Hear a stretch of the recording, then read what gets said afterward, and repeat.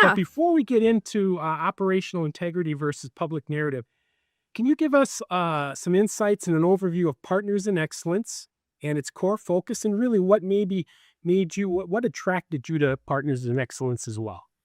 Yeah.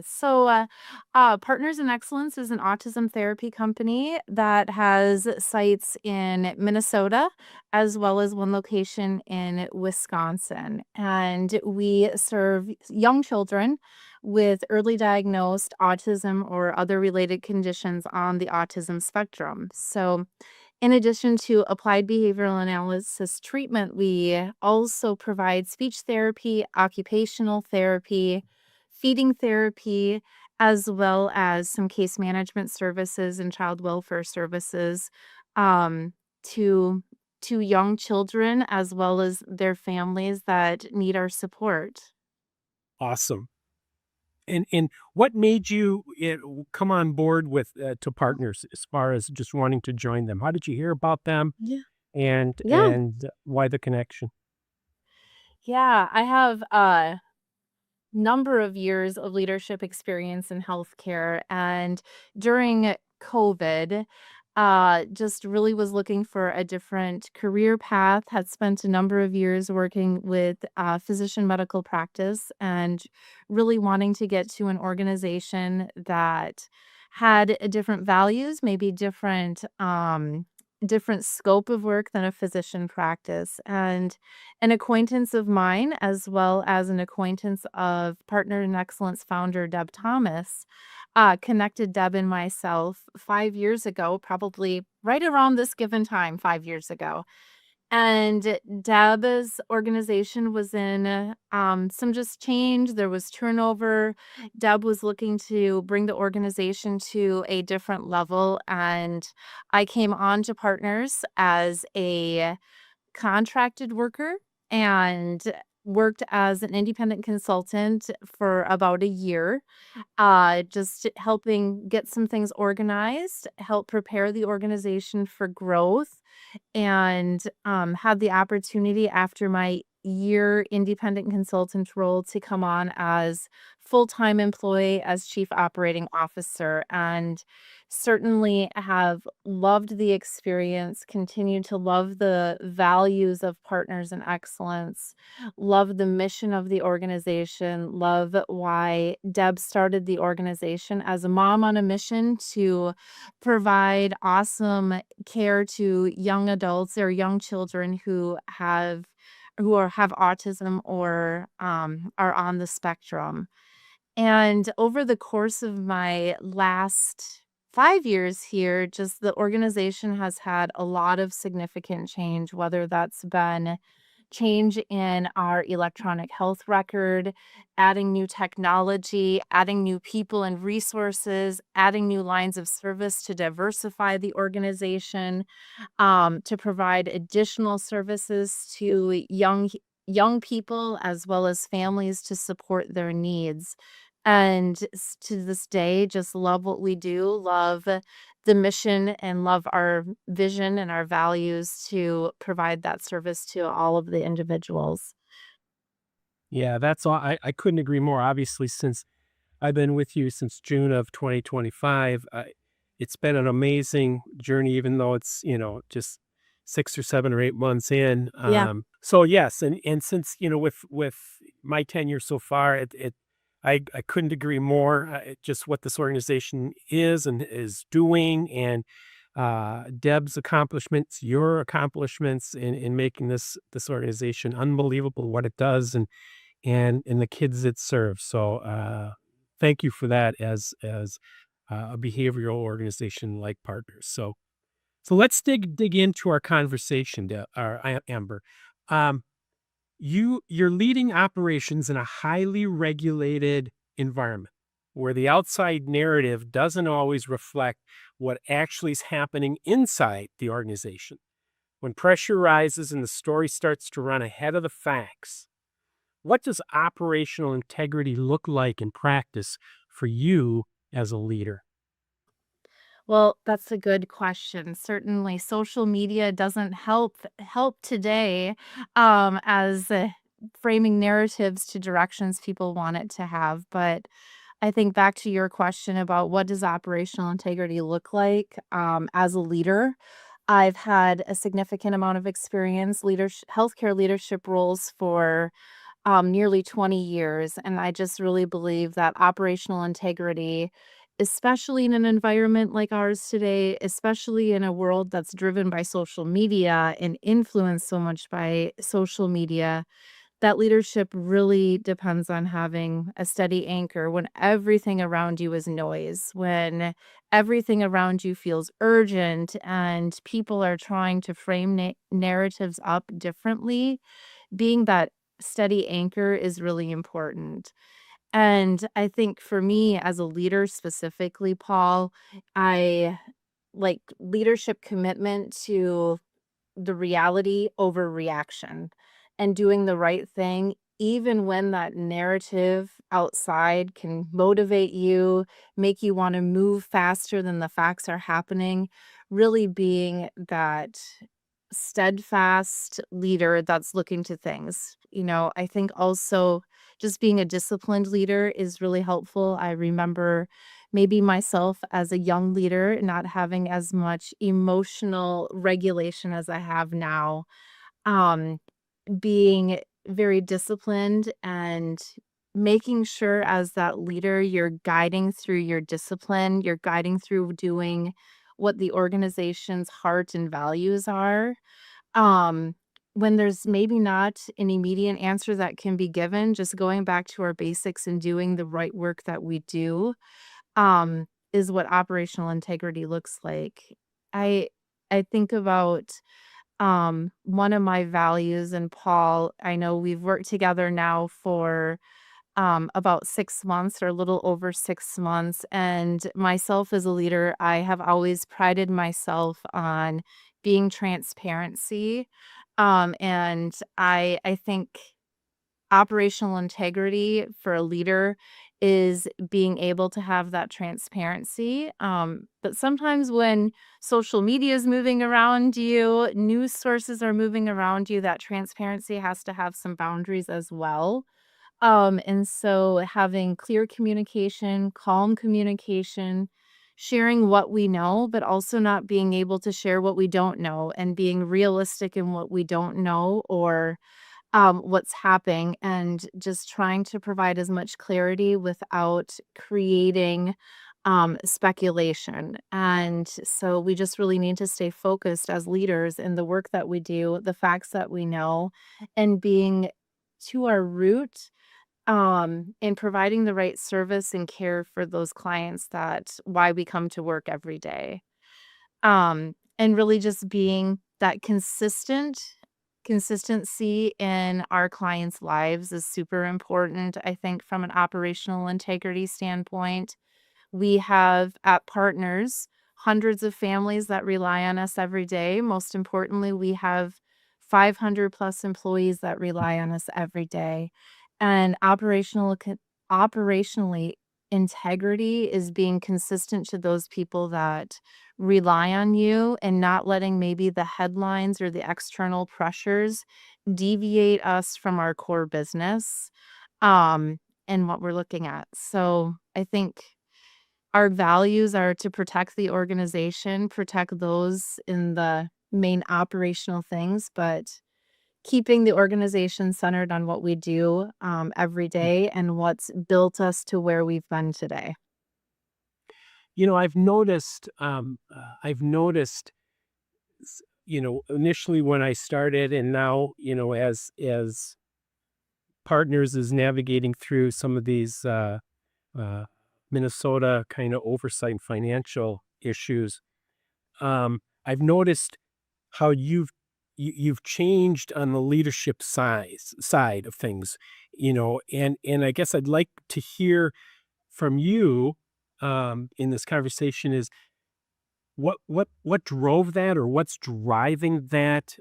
You've literally in some cases, literally turned on a dime in regards to how you now lead this organization, internally, but Yeah. also externally, and I'd love to know, and I think the folks would love to hear how did that occur? Was that something that just came about and you just shifted, or what is that? What made you change like that on a dime? Well Paul, maybe I'm gonna ask you a clarifying Okay. question. So, you saying I've changed, are you saying potentially my leadership presence is different? My leadership push and drive is different, looks a little different because of the situation that we're in today? Is that maybe the Yeah. change that you've seen? Yeah, I'm glad you turned it on its side and asked me, because what I've seen, and again, I've been here since June, but what Yeah. I've seen is, coming in, it's very operational, it's very focused on the kids, it's very focused on the specialists and the locations, and let's get this organization running really good. And it Yes. does. Um and then all of a sudden this event or set of events got introduced to these organizations, including partners. And so what I've seen is, you've you know to me, it's the how you've adapted to the change in a very Yeah. positive way. Okay, very Yeah. positive, because you still have the pulse internal, Yep.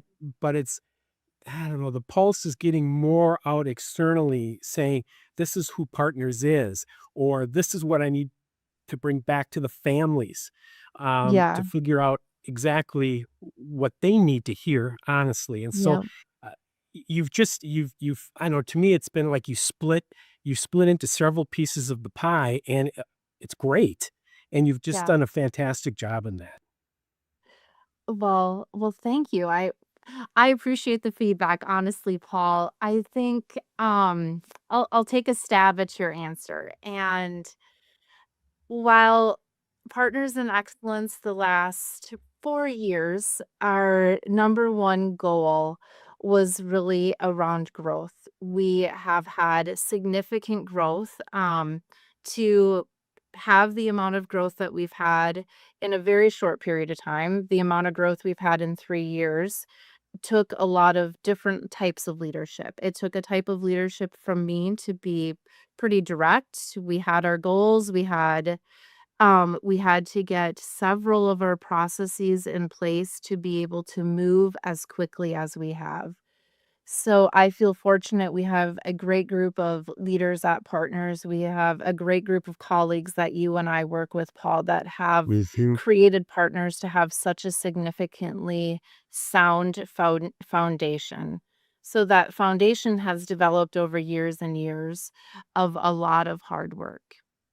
Now, probably my shift in my leadership, I have experience in the past when times change and where maybe our shift has to focus now differently now from growth. We were in a growth mentality for 3.5 years, had an extraordinary amount of growth, and now we have all of these external pressures from regulators to social media, to scrutiny around fraud, waste, and abuse, Mhm. making our organization have potentially a bad reputation when I firmly believe in my heart. I believe all of the leaders and all of the staff at our organization believe in our heart that what we are doing is vital to help these kids be successful, be the most successful individuals they can be.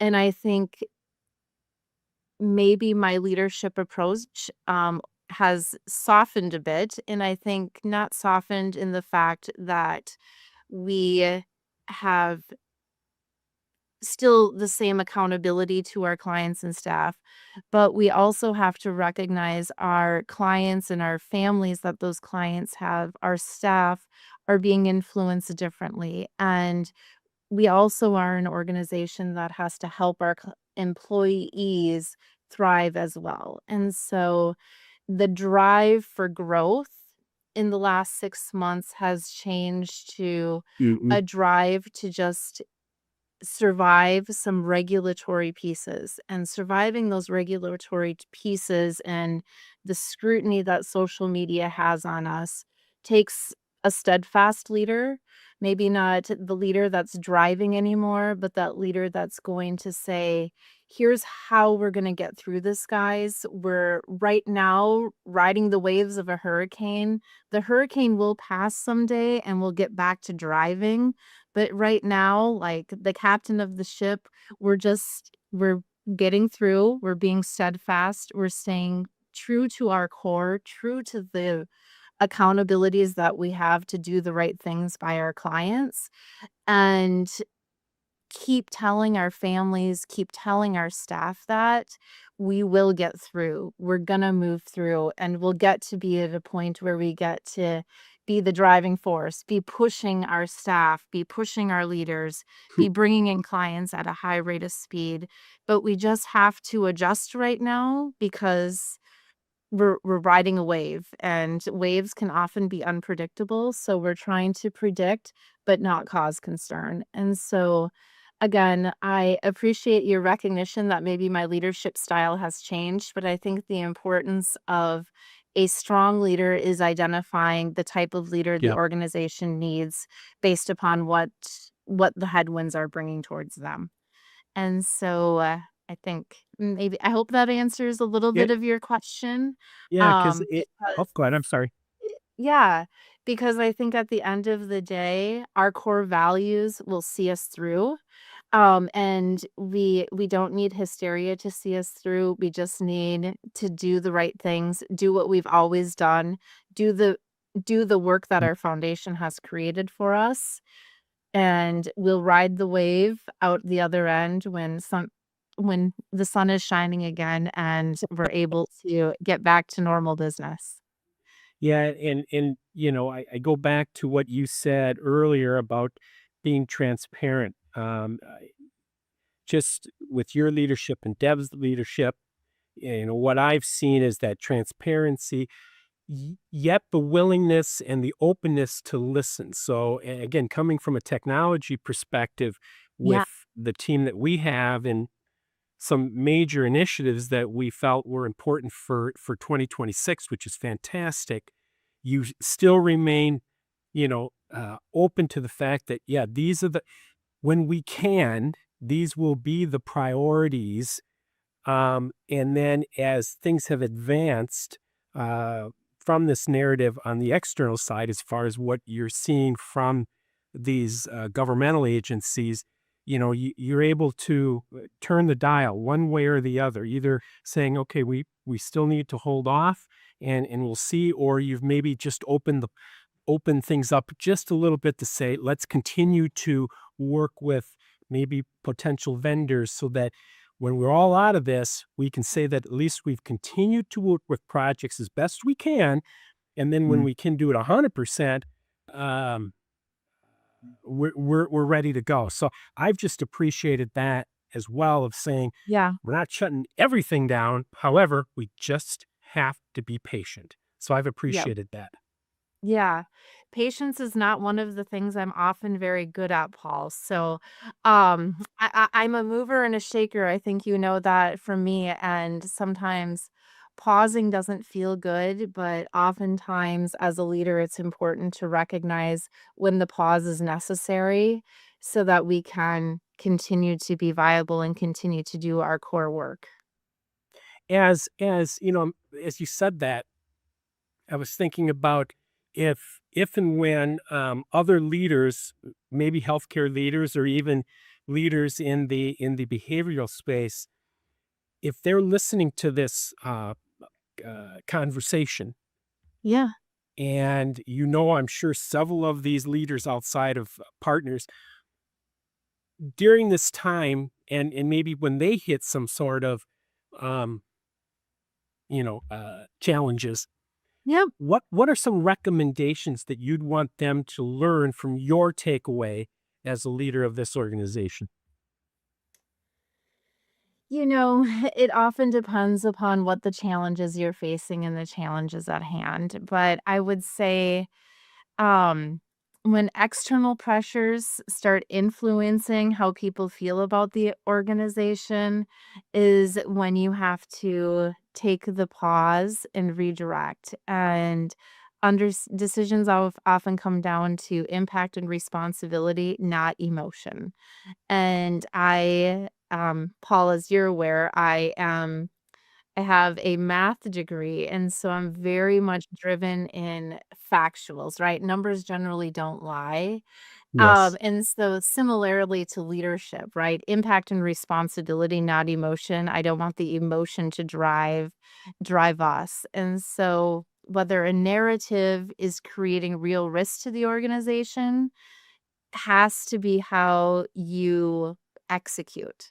So if there's really not a real risk to the organization, it's really onward and forward. But when there is a potential risk and when there is potential harm coming to the organization, it's that time where we have to stop and say, let's slow the things down. Let's make sure that we are really sound in what we're doing. And not let us segue from our core values and our core mission and responsibilities because oftentimes it's fun to chase the nice next shiny object that's Yeah. out there, the next project that's out there. For me Mhm. as a person, I want that next project to make us be better.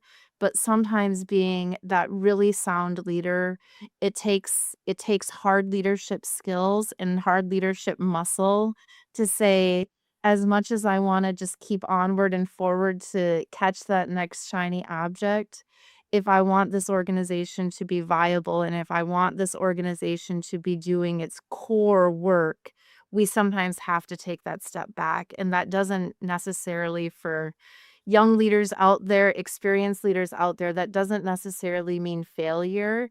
That really truly in my heart means you're a good leader who knows when to hold them and knows when to fold them, and right now, we Yep. have to take the opportunity we're not necessarily folding our hands and walking away from the table, but we do have to say, if we want this company to be viable, like, these bright, shiny objects can still be out there in the distance, but we just may have to take us a little bit longer to get them so that we don't harm what we do best and what's gotten Yeah. us to where we are today.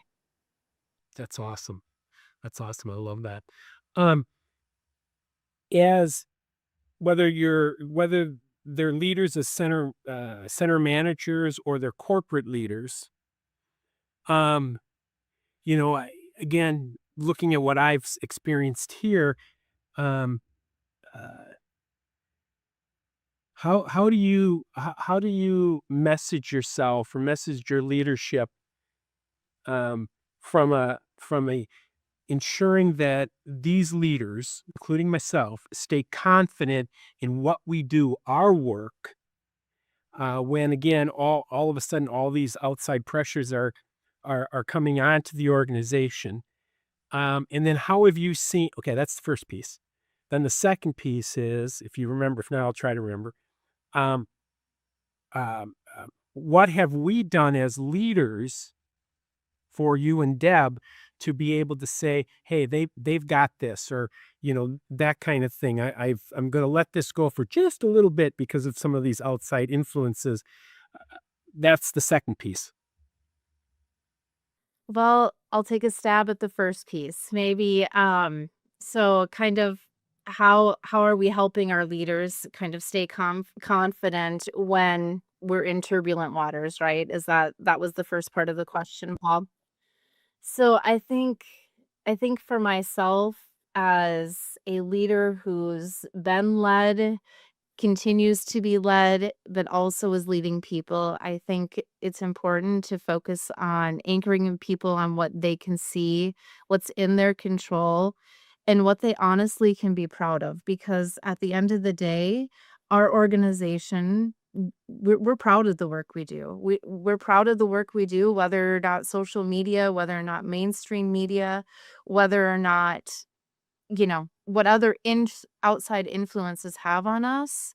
We know what we do, and we as leaders, as people who lead direct caregivers, can still be proud. We can still see the work we're doing, even when maybe outside influences aren't saying that. So I think for myself as a leader, to help our leaders, I think you just really need to reinforce reality around facts and visibility and make sure leaders and staff understand what's actually happening operationally, and know what we're doing, but and not create this fear. So I think sometimes when there's this uncertainty and instability, outside narrative starts to feel unsettling. And so it's just really that reminder in providing our leaders with we're grounded in our day-to-day work.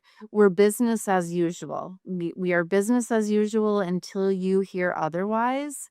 And that consistent message, I think, really helps leaders stay calm when there's a potential outside fear.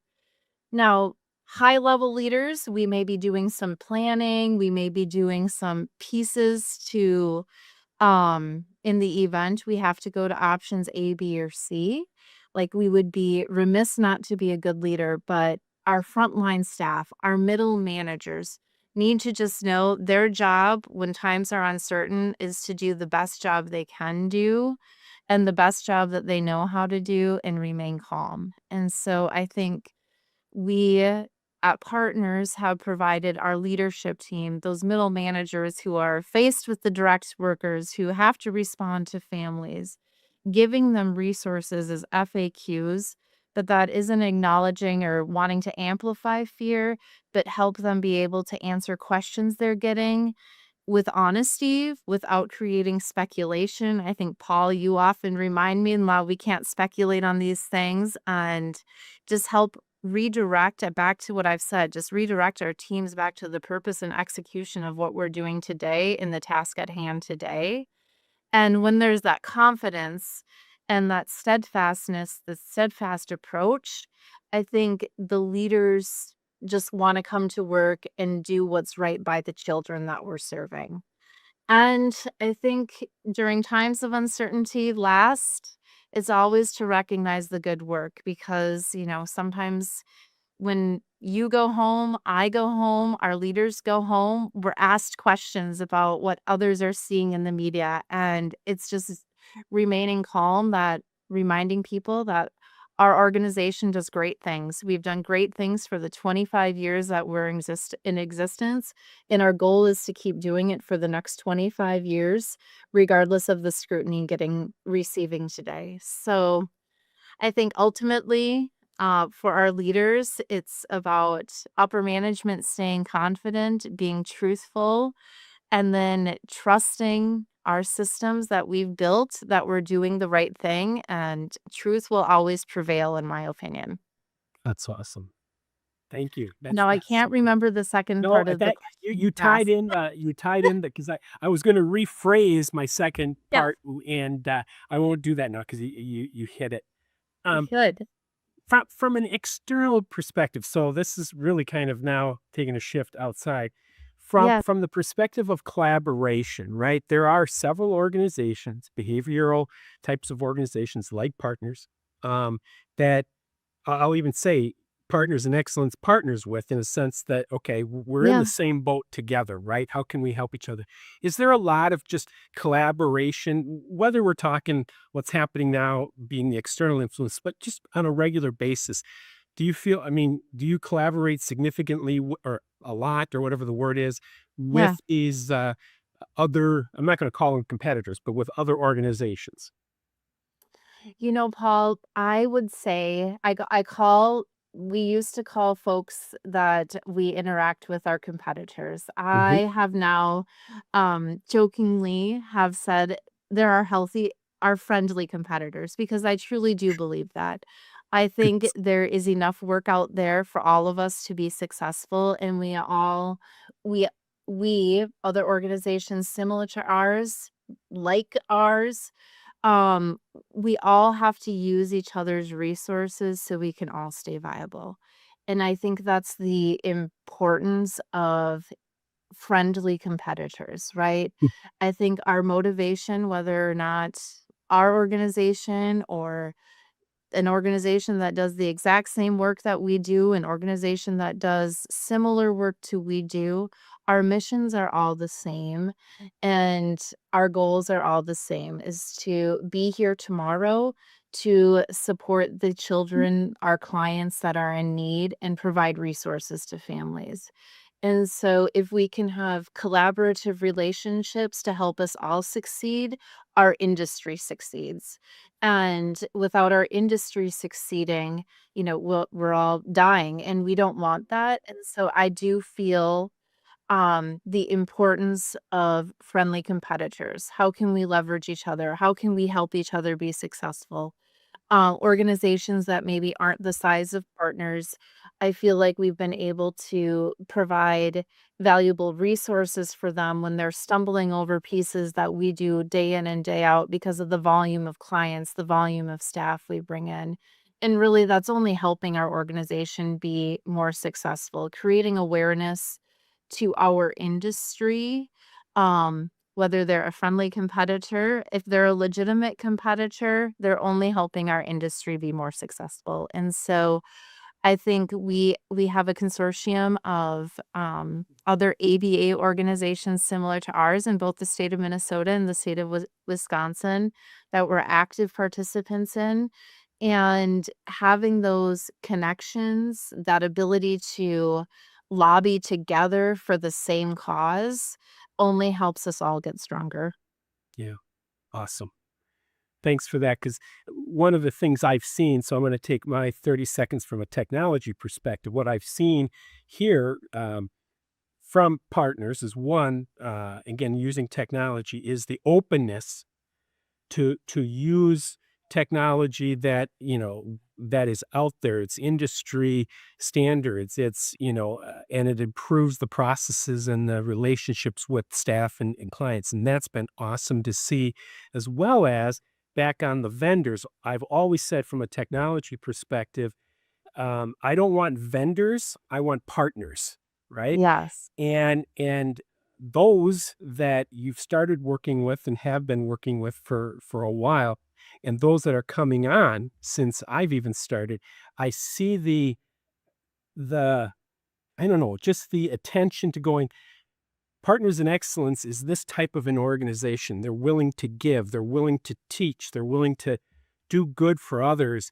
And that in turn really strengthens the partnership with the technology partner, because they want to be part of that. They want to do Mhm. good about that, and they want to deliver on systems, processes that can benefit the families and the organization. I just had a call with an AI um, vendor just a couple of hours ago, and they're seeing what partners can do, and they want to be part of it. And so Yeah. it's really exciting to see that not only what you're seeing from a partner's perspective, but also what technology is doing too. So it's pretty cool. Well, Paul, you know me, technology is my friend. I'm not afraid of technology. I think technology, it's 2026 and we have to leverage the technology that we have today to help us be successful. And there's a lot of partnerships out there. I like how you frame up, they're not a vendor, they're a partner because we all have to work together to Yep. be successful. And if they're not a partner of ours, then they don't have the same values and mission we do, and we don't want to use them to help us get to the next level. And I think with what you said about, you're stating technology is your friend. It's kind of funny when you said that. I was thinking my past history with so many other organizations, financial institutions or others. They too want to say, "Oh yeah, technology. We want to invest in technology." And then when the time comes, they turn off the faucet and you're like, okay, that's really not what I wanted to hear. And in your particular case with this organization and Deb as well, you want to say, what can AI do for us? What Right. can what can the new networking uh, infrastructure being put in? What is that going to do for us for reliability and speed? All those kinds of things where you're helping drive technology, and I just have to say, this is maybe one of the first where, you know, yeah, they're going to invest in technology and they're putting investment to it. So again, I appreciate that. That's really Yeah. awesome, especially for this size organization. Right, if we can't change and evolve, you're probably not gonna last So in any healthcare industry for very long. exactly, exactly. Well, Amber, this was awesome. I Yeah. really appreciated your time. Are there, so that I don't get the last words? What are some last words from you? What do you want the audience and those going to be listening here in the future? What do you want them to hear about Amber or about partners or about just anything? Yeah. I would say, one, I wanna thank you, Paul, for having me on here. I admittedly told you that I was nervous about the conversation today and nervous about doing this, and you've made it very comfortable, so thank you for that.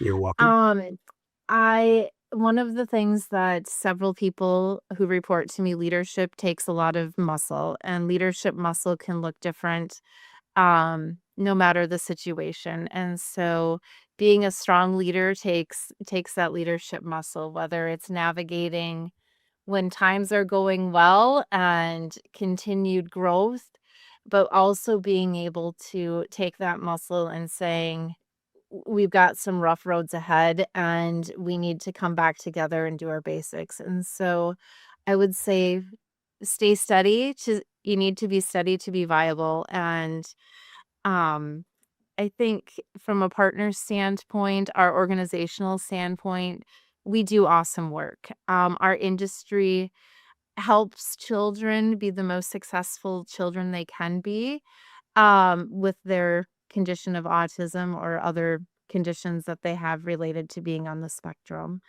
And it's partners staying true to those values, but not being afraid to when the times are going